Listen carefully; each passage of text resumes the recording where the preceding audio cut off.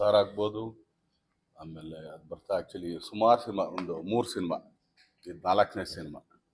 But ನಾನು ನೋಡ್ದಂಗೆ ಒಂದು ನಾವೆಲ್ಲರೂ ಆ್ಯಕ್ಚುಲಿ ಇವೆಲ್ಲ ಏನು ಟ್ರೈಲರ್ ನೋಡಿದ್ದೀರಾ, ಆ್ಯಕ್ಚುಲಿ ತುಂಬ ಮಾಸ್ ಇರ್ಬೋದು. ಹಂಗೆ ಮಾಸ್ ಜೊತೆಗೆ ಆ್ಯಕ್ಚುಲಿ ತುಂಬ ಒಂದು ತಾಯಿ ಸೆಂಟಿಮೆಂಟಿಂದ ಹಿಡಿದು ತಾಯಿ ಎಷ್ಟು ಮುಖ್ಯ, ತಂದೆ ಏನು ಮಾಡ್ತಾನೆ, ಈ ಥರದ ಎಲಿಮೆಂಟ್ಸ್ ತುಂಬ ಚೆನ್ನಾಗಿ. ಆಮೇಲೆ ಡೈರೆಕ್ಟ್ ಇಲ್ಲೇ ಇದ್ದಾರೆ. ನಾವು ಆ್ಯಕ್ಚುಲಿ ಫಸ್ಟ್ ಹಾಫ್ ನೋಡಿದಾಗ ಒಂದೆಲ್ಲೋ ಒಂದು ಏನೋ ನೋಡ್ತಾ ಇದೀವಲ್ಲ ಅಂತ ಅನಿಸ್ತು. ಬಟ್ ಅದು ಆ್ಯಕ್ಚುಲಿ ಅದು ಮುಗಿದ ಮೇಲೆ ಆ್ಯಕ್ಚುಲಿ ಹೇಳ್ಬಾರ್ದು, ಅದು ಮುಗಿದ ಮೇಲೆ ಇನ್ನೊಂದು ಥರ ಇದೆ. ಆಮೇಲೆ ಹೌದಲ್ಲ, ಇದೇನೋ ಒಂದು ಇದು ಮಾಡ್ಕೊಂಡಲ್ಲ ನಾವು ಅಂತ. ಸೊ ಆ ಥರದ್ದೊಂದು ಸಿನಿಮಾ. ಆಮೇಲೆ ನನಗೆ ತುಂಬ ಇಷ್ಟ ಆಗಿದೆ ಏನಂದರೆ ಫೈಟ್ಗಳಲ್ಲಿ. ಆಮೇಲೆ ಮುದುರಾಕ್ಷಿ ನಾನು ಯಾವಾಗಲೂ ಹೇಳಿದೆ, ನಾನು ಅವತ್ತು ಏನೋ ಟ್ರೈಲರಿಂದ ಇದ್ರ ದಿನಾನು ಹೇಳಿದೆ, ತುಂಬ ಒಳ್ಳೆಯ ಸಾಂಗ್. ಆದಮೇಲೆ ಮೆಲೋಡಿಗಳು ತುಂಬ ಚೆನ್ನಾಗಿದೆ. But Dhanveer has grown up actually. 3 ಸಿನಿಮಾಗೆ 4ನೇ ಸಿನಿಮಾಗೆ ಆ್ಯಕ್ಚುಲಿ ಬೇರೆ ಥರ ಧನ್ವೀರ್ ನಾವು ಕಾಣಿಸ್ತೀವಿ. ಅದಲ್ಲದೆ ಫೈಟ್ಗಳನ್ನ ತುಂಬ ಚೆನ್ನಾಗಿ ಅಂದರೆ ಪೋರ್ಟ್ರೇಟ್ ಮಾಡ್ತಾರೆ. ಗೊತ್ತಾ, ಆ್ಯಕ್ಚುಲಿ ಫೈಟ್ಗಳೇನು ಅಂದ್ಕೊಳ್ತೀವಿ, ಸುಮ್ಮನೆ ಒಡಿ ಬಡಿ ಇದಲ್ಲ, ಅವನು ಪೋರ್ಟ್ರೇಟ್ ಮಾಡೋದಿದೆಯಲ್ಲ ಈಗಿನ ದಿನಗಳಲ್ಲಿ. ಸೊ ತುಂಬ ಚೆನ್ನಾಗಿ ಮಾಡಿದ್ದಾರೆ. ಯಾಕಂದರೆ ಒಂದು 6'3", ನನಗಿಂತ 1.5 ಇಂಚು ಅಲ್ಲ 1ರಿಂದ 2 ಇಂಚು. ಬಟ್ ಕಾಲು ತುಂಬ ಚೆನ್ನಾಗಿ ಯೂಸ್ ಮಾಡಿದ್ದಾರೆ. ನಾನು ಆ್ಯಕ್ಚುಲಿ ಯಾವಾಗಲೂ ಹೇಳ್ತಾ ಇರ್ತೀನಿ, ಕಾಲು ತುಂಬ ಚೆನ್ನಾಗಿ ಯೂಸ್ ಮಾಡಿದ್ರೆ. ಯಾಕಂದ್ರೆ ಉದ್ದಕ್ಕಿರೋರಿಗೆ ಆ್ಯಕ್ಚುಲಿ ಅಪ್ಪರ್ ಬಾಡಿ ಸ್ವಲ್ಪ ಚಿಕ್ಕದಿರುತ್ತೆ, ಬಟ್ ಲೋವರ್ ಬಾಡಿ ಸ್ವಲ್ಪ ಜಾಸ್ತಿ ಇರುತ್ತೆ. ಬಟ್ ಕಾಲು ತುಂಬ ಚೆನ್ನಾಗಿ ಯೂಸ್ ಮಾಡಿದ್ದಾರೆ. ತುಂಬ ಚೆನ್ನಾಗಿ ನೀಟ್ ಕ್ಲೀನ್ ಮೂವಿ. ಅದಾದಮೇಲೆ ಒಂದು ತುಂಬ ಒಳ್ಳೆ ಮಾರಲ್ ಇದೆ. ಒಂದು ತಾಯಿ ಜೊತೆಗೆ ಇನ್ನೊಂದು ಮತ್ತೊಂದು. ನಾನು ಇಷ್ಟೇ ಕೇಳ್ಕೊಳ್ಳೋದು ಎಲ್ಲ ಕರ್ನಾಟಕ ಜನತೆ ಹತ್ರ,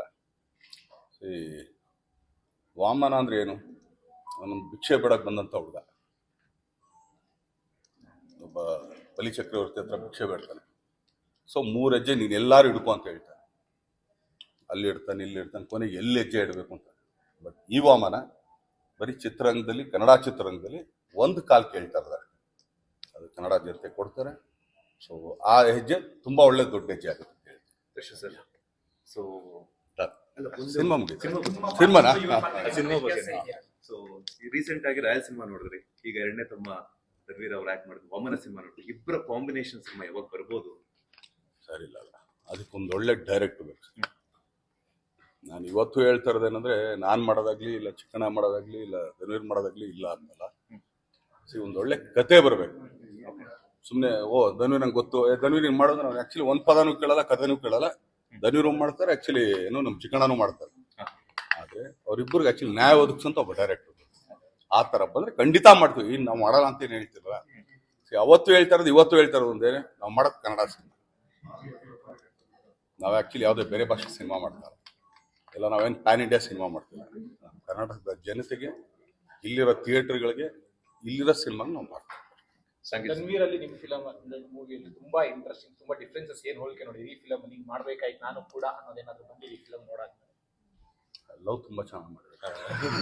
ಆ್ಯಕ್ಚುಲಿ ಆ ಥರ ಲವ್ ನಾವು ಮಾಡ್ಬೇಕಂತ ತುಂಬ ಇಷ್ಟಪಡ್ತೀವಿ. ಬಟ್ ಯಾರು ಆ ಥರ ಲವ್ ಮಾಡಕ್ಕೆ ಕೊಡ್ತಾರಲ್ಲ ಅಂತ. ಸಾಂಗ್ ಬಗ್ಗೆ ನನಗೆ ಈ ಥರ ಸಾಂಗ್ ಕೊಟ್ಟಿಲ್ಲ, ಒಳ್ಳೆ ಸಾಂಗ್ ಕೊಟ್ಟಿದ್ದಾರೆ. ಅಲ್ಲಲ್ಲ, ಅಂದರೆ ಮುದುರಾಕ್ಷಿ ತುಂಬ ಚೆನ್ನಾಗಿದೆ. ನಾವ್ಯಾರು ಯೋಚನೆ ಮಾಡಿದ್ರೆ ನಿಮ್ಮ ಮದುವೆ ಆಗಿದೆ ಸರ್? ಆಗಿದೆ. ಯಾವತ್ತಾರು ಹೇಳಿದ್ರ ನಿಮ್ಮ ಹೆಂಡತಿಗೆ ಆ್ಯಕ್ಚುಲಿ ಮುದುರಾಕ್ಷಿ ಅಂತ? ಅಷ್ಟೇ ಅಲ್ವಾ? ಹಂಗೇನೆ ಮುದುರಾಕ್ಷಿ ಹೇಳಿದ್ರೆ ಅವ್ರಿಗೊಂದು ಖುಷಿ ಆಗುತ್ತೆ.